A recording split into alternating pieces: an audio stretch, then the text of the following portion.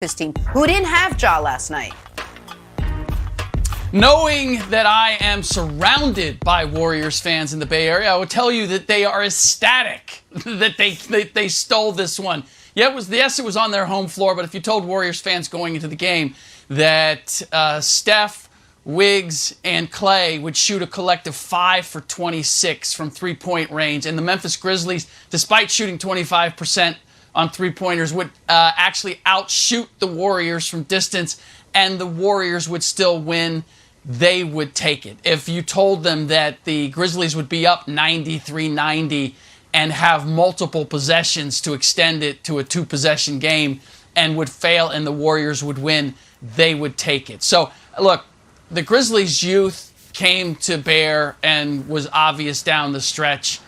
The Warriors' collective experience was the difference maker down the stretch. But the way that the Warriors played, without question, they deserved to lose. I did a piece with Andre Iguodala, had an exclusive conversation with him. It's on Fox Sports, on the Fox Sports app. Check it out. And he talked about how it's very unusual for the Warriors in this instance because they are a work in progress.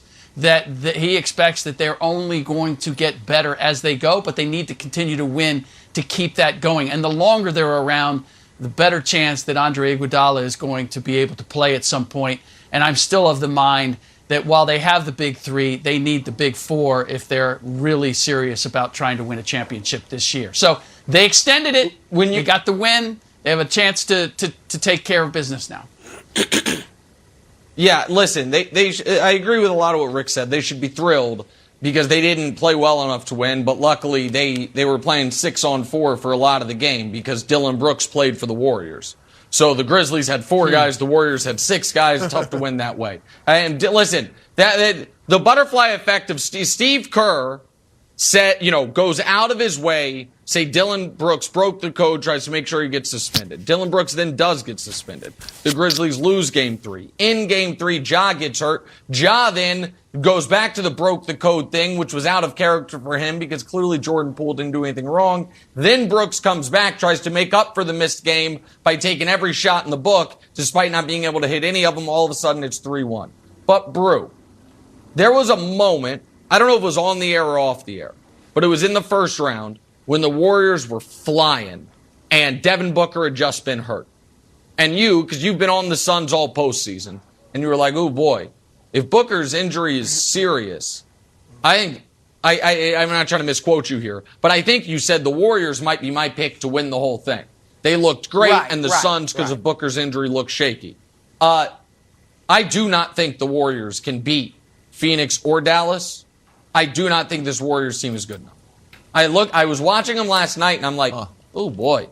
They not being able to survive offensively if Jordan Poole is not 25 a game on 50% is a bad place to be in. Draymond refuses to shoot the basketball at this point in his career. He's 6 points a game this playoff run. Klay, God love him, but he is Klay Thompson in name only on both sides of the ball at this point. It's just asking a lot from Steph.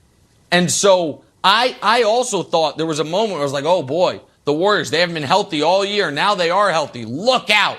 We're like, oh, they have a new, Hamptons 5 lineup, but Jordan Poole's in it. No, they don't.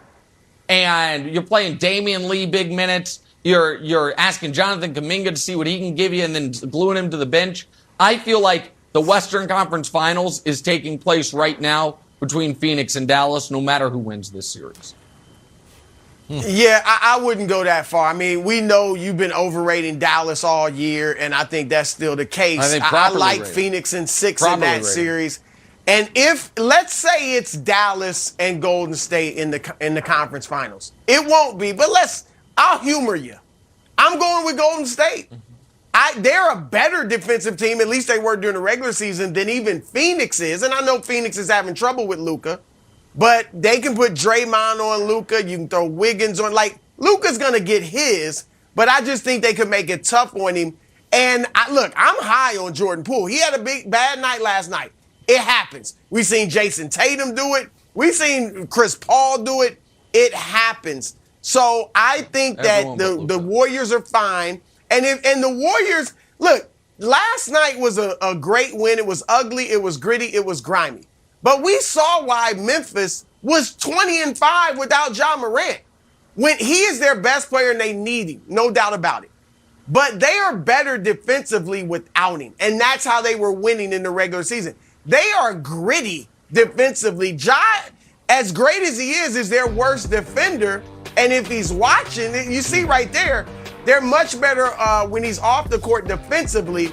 And that's the largest negative impact, -6 when he's off the court. But my point is this.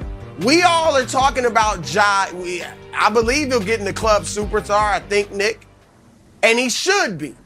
But when you look at the guys, and I know I'm comparing him to some terrific players, LeBron, Kobe, Jordan, Isaiah Thomas, Chris Paul. These guys did it on both ends of the floor. That will be the next growth spurt for Ja Morant. Rick mentioned they're young, they're inexperienced, just saw it at the end of the game. And that's why I didn't think they'd win this series, because they are too young. But they're going to gain experience, Wilds. They're going to toughen up mentally.